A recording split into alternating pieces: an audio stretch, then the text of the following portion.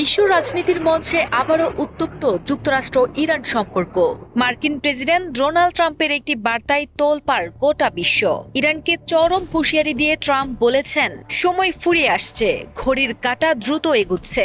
Israeli প্রধানমন্ত্রী Benjamin নেতানিয়াহুর সাথে হোয়াইট হাউসের বৈঠকের আগে ট্রাম্পের এই কড়া সতর্কবার্তা কি তবে মধ্যপ্রাচ্যে নতুন কোনো ঝড়ের ইঙ্গিত দিচ্ছে?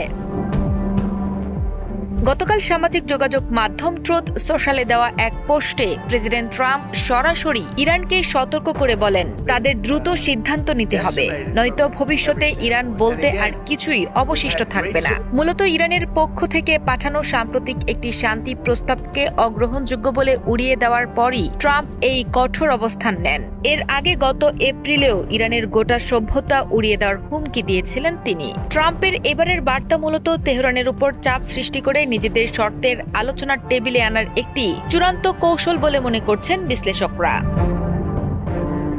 অন্যদিকে তেহরানের দাবি, তাদের দেওয়া শান্তি প্রস্তাবটি ছিল অত্যন্ত দায়িত্বশীল এবং উদার। ইরানের আধা সরকারি সংবাদ সংস্থাগুলোর মতে, তাদের প্রস্তাবে লেবানন সহ সব রণাঙ্গনে ইসরায়েলি হামলা বন্ধ, হরমুজ প্রণালীতে মার্কিন নৌ অবরোধ প্রত্যাহার এবং যুদ্ধের ক্ষয়ক্ষতির জন্য ক্ষতিপূরণের দাবির মতো বিষয়গুলো অন্তর্ভুক্ত ছিল।